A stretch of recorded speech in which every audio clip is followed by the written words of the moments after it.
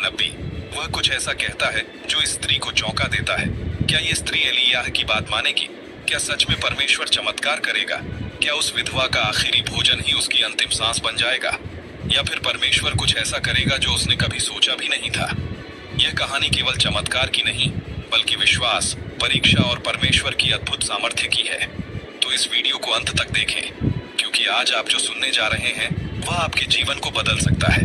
तो वीडियो को लाइक करें और अपने दोस्तों को शेयर करें, और कमेंट बॉक्स में हालेलुया जरूर लिखें कि हम सभी परमेश्वर की महिमा करें। यह वह समय था जब इस्राएल पर राजा अहाब का शासन था, लेकिन समस्या सिर्फ अहाब नहीं था, उसकी रानी इजेबेल थी, जो इस्राएल के इतिहास की सबसे दुष्ट स्त्रियों में गिनी जाती है।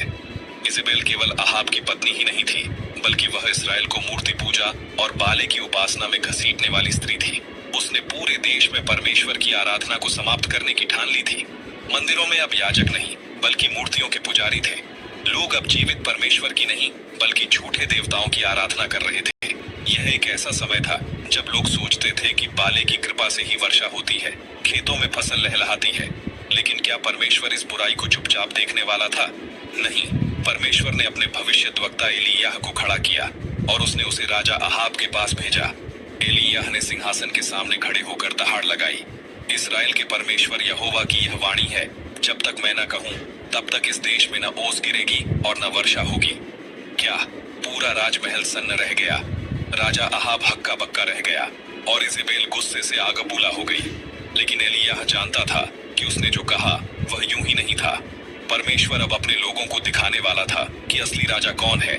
जैसे ही एलियाह के शब्द पूरे हुए, आसमान सूख गया, बादल लुप्त हो गए, फसलें मुरझा गईं, नदियां सूखने लगीं, कुएं खाली हो गए और इस्राएल अकाल की चपेट में आ गया। लोगों की आंखें खुलने लगीं। क्या सच में बाले के देवता का कोई अस्तित्व नहीं? क्या सच में परमेश्वर यहोवा ही जीवित परमेश्वर है? लेकिन इस अकाल के समय, जब इस्राएल में लोग भूख और प्यास से मर रहे थे, परमेश्वर अपने भविष्यद्वक्ता की देखभाल कैसे करेगा? इसी जगह से हमारी कहानी शुरू होती है, क्योंकि अब एलियाह को भेजा जाएगा एक ऐसी विधवा के पास जिसके पास खुद कुछ भी नहीं था। क्या वह विधवा एलियाह की मदद कर पाएगी? क्या परमेश्वर वहां भी कोई चमत्कार करेगा, या फिर भूख और अकाल सब कुछ नष्ट कर देगा? क्या आपने कभी सोचा है कि परमेश्वर को महान कार्यों के लिए कैसे लोग चाहिए होते हैं? क्या वे राजमहल में रहने वाले होते हैं? क्या वे धनवान होते हैं? नहीं। परमेश्वर किसी भी साधारण इंसान को चुन सकता है और उसे असाधारण बना सकता है। ऐसा ही था एलियाह। कोई बड़ा राजा नहीं, कोई उच्च पदवी नहीं, कोई धन संपत्ति नहीं, बस एक इंसान जो परमेश्वर पर पूरी तरह निर्भर था। एलियाह तिशबी, यह नाम इस्राएल के इतिहास में सुनहरी अक्षरों में लिखा गया। लेकिन क्या आप जानते हैं कि वह कहां से आया था? गिलाद, एक बीहड़ और पहाड़ी प्रदेश जहां जीवन कठिन था, लेकिन कठिनाइयां ही इंसान को मजबूत बनाती हैं। एलियाह एक सामान्य इंसान था, पर उसमें कुछ खास था, उसका विश्वास। वह जानता था कि परमेश्वर यहोवा ही असली परमेश्वर है। उसका हर शब्द, हर काम परमेश्वर की इच्छा से प्रेरित था। और इसी विश्वास के साथ उसने एक ऐसी नबूवत की जिसने पूरे देश को हिलाकर रख दिया।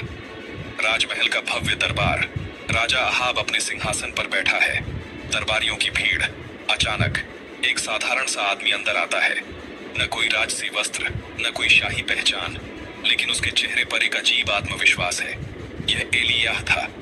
वह सीधे राजा अहाब के सामने खड़ा हो गया और गरज कर बोला, इस्राएल के परमेश्वर यहोवा के जीवन की शपथ, जिसके मैं सेवक हूँ, जब तक मैं न कहूँ तब तक न तो वर्षा होगी और न ओस पड़ेगी। 1 राजा 17 अध्याय 1 वचन। क्या पूरा दरबार स्तब्ध रह गया? राजा अहाब अवाक रह गया। रानी इजेबेल के चेहरे पर क्रोध की लकीरें उभर आईं। दरबारी एक दूसरे का मुंह ताकने लगे। यह कौन था जो राजा के सामने खड़े होकर पूरे देश के लिए इतनी भयानक भविष्यवाणी कर रहा था? और क्या सच में ऐसा हो सकता था?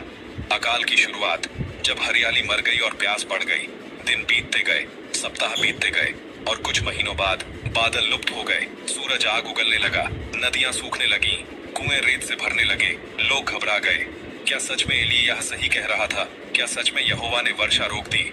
लेकिन राजा अहाब और रानी इजेबेल को यह सहन नहीं हुआ। वे मूर्ति पूजक देवताओं के पुजारियों के पास गए, मंत्र पढ़वाए, बाले के नाम पर बलिदान दिए, लेकिन कुछ नहीं हुआ। आसमान ज्यों का त्यों सूखा रहा। अब अहाब को एहसास हुआ, यह एलियाह को मारना पड़ेगा।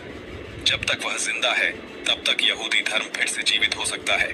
लेकिन परमेश्वर अपने सेवकों को कभी अकेला नहीं छोड़ता। उसने एलिय्याह से कहा, यहाँ से निकल जा और पूर्व की ओर क्रीत नदी के पास छिप जा।